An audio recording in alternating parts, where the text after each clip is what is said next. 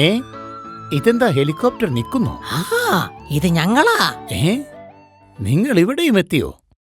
ആകെ സ്വസ്ഥതയുള്ള ഇടമായിരുന്നു ആകാശം, അവിടെയും എത്തി നാശങ്ങൾ. ചേട്ടൻ നേരത്തെ പാടിയ പാട്ട് മിക്കവാറും മാറ്റി പാടേണ്ടി വരും. അല്ല, ഈ ഹെലികോപ്റ്റർ ഇവിടെ നിന്ന് അടിച്ചു മാറ്റിയതാ? അതൊക്കെ പിന്നെ പറയാം.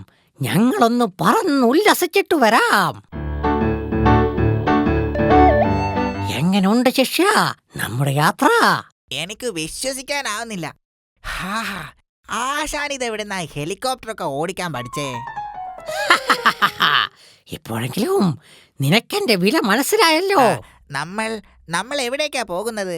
ഇങ്ങനെ തോന്നിയതുപോലെ പറന്ന തിരിച്ച് പൂവള്ളി വനത്തിലേക്ക് പോവാൻ ആശാന് വഴി അറിയോ?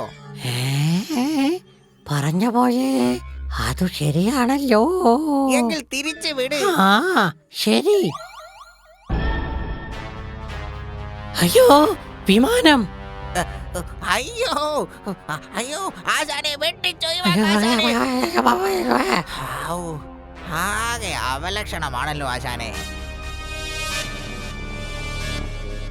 ഹലോ, നിങ്ങളേതാ? രണ്ടെണ്ണത്തിനെ കണ്ടിട്ട് ഒരു കള്ളലക്ഷണം ഉണ്ടല്ലോ. ഞങ്ങൾക്ക് പൂവള്ളി വനത്തിലേക്കുള്ള വഴി ഒന്ന് പറഞ്ഞു തരുമോ ചേട്ടാ? ഓഹോ, ലക്ഷ്യബോധമില്ലാതെയാണോ പറക്കുന്നത്? അതെ, ഒന്ന് സഹായിക്കണേ. ഞാൻ നിങ്ങളുടെ ഹെലികോപ്റ്റർ ഒന്ന് റാഞ്ചാൻ പോവുകയാണ്. പിടിച്ചിരുന്നോളണം കേട്ടോ. റാഞ്ചിയിട്ട് പൂവള്ളി വനത്തിൽ ഇറക്കാനായിരിക്കും.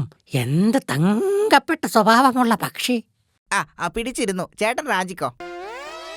കുറുക്കൻ വറുത്തരയ്ക്കാം, പൂച്ച ഫ്രൈയുമാക്കാം, 2-3 നാളത്തേക്ക് ശാപ്പാട് കുശാലാക്കാം. ഇതെന്താ ശിഷ്യ, ഒരു വല്ലാത്ത പാട്ട്. ഇയാള് പൂവള്ളി വനത്തിലേക്കൊന്നുമല്ല പോകുന്നത്. പണി പാളിയോ ചേട്ടാ? കുറെ സമയമായല്ലോ പറക്കുന്നു. പൂവള്ളി വനം എത്താറായില്ലേ? പൂവള്ളി വനമോ?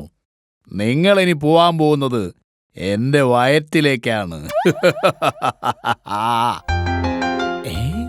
നമ്മൾ സ്വപ്നം കണ്ടതായിരുന്നു. ഇവന്മാർക്കിതെങ്ങനെ സാധിച്ചു? മര്യാദയ്ക്ക് സ്വന്തം കാലിൽ നടക്കാൻ പറ്റാത്തവന്മാരാ. സ്വപ്നമോ? അതെങ്ങനെ? നമ്മൾ 3 പേരും ഒരേ സ്വപ്നം കാണുമോ? മണ്ട, ഞാനൊരു അതിശയോക്തി പറഞ്ഞതാ. എന്നാലും അവന്മാരെങ്ങോട്ടായിരിക്കും പോയത്? എന്തായാലും അന്തം വിട്ടൊരു പോക്കാ.